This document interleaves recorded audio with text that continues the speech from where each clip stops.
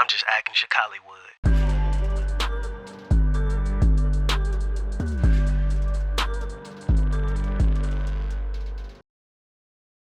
Female co-stars, like, how do you balance, working to make them comfortable versus some actors can make a woman uncomfortable or whatever? Yeah. How do you walk that balance to be able to say, hey, we're working this role? It could be like a role that's very, intimate, whatever the case may be. How would you balance something like that?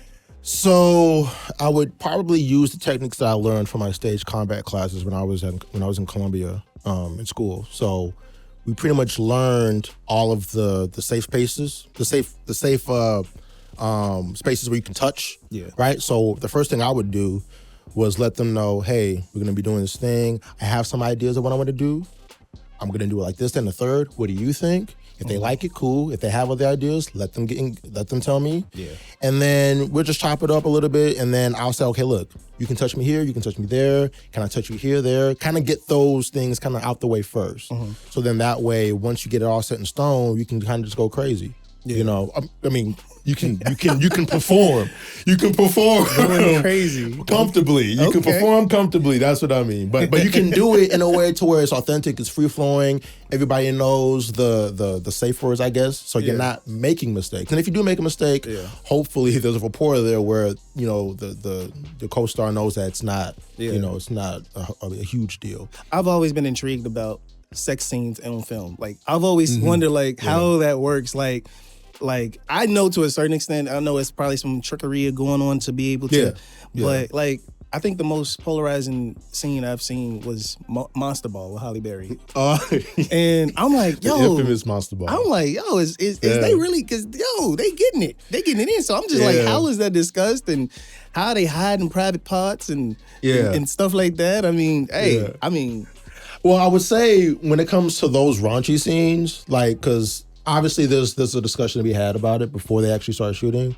But I think the directors and the crew, they're very considerate about how steamy the scene can get.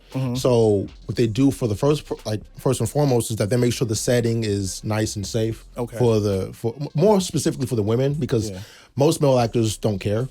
They'll be like, okay, it's fine, whatever. Most female actresses, they'll go, man, they get a little bit more conservative and stuff because they don't want to, they're showing their skin and stuff. Right. They know it's a job, but, they don't want things to kind of go crazy. So sometimes directors will say, okay, look, let's talk it out. Let's, do the things that I just said. And then we'll see if we can keep it nice and intimate and private. So that way, I may just have me, the AD, the gaffer sit there, and that's it. It's just those two actors and maybe 4 or 5 people in the room, and that is it. Yeah. You know what I mean? Just because they want to make sure everybody's comfortable. Yeah. And then with rehearsals and stuff like that, it makes for a really good, comfortable scene to shoot. And if it looks authentic on screen, it's because they had a really good team. Rarely have you, and I do believe this. I don't think it's common when things kind of go crazy on love scene sets. Yeah. I know it kind of blown up with everything that kind of happened a few years ago, but I believe for the most part, actors kind of are professional with it. They know what they're doing. It doesn't get too crazy, and I think most guys kind of, they have the common sense to not go overboard. Have you ever had to be in an awkward situation where you saw inappropriate behavior on an actor and you're like, yo, this crazy? No, not in my experience. Everybody that I've worked with have been professional. I mean, you meet some guys that have big personalities. They may say things, kind of slick them out and stuff like that, but never too extreme to where it's making people super uncomfortable and making the ladies uncomfortable. It's always been just, fine. In my experience, though, this is me. Somebody else may have a different story, but with me, all my projects, I've been blessed to not have to deal with that kind of stuff. That's what good. I mean? So that's good. So let me run you through another scenario. So let's say we're working on the film. I'm directing you. We're working. And we have worked together before.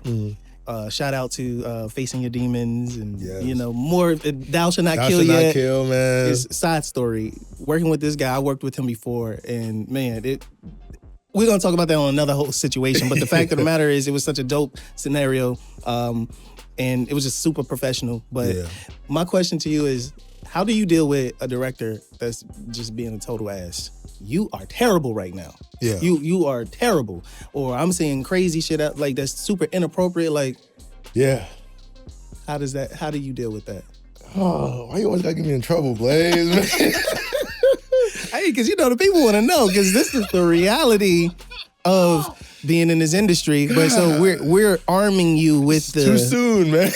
we're arming you with the appropriate information on how to deal with these situations. Fair enough. So with me, a lot. I'm just acting Chicallywood.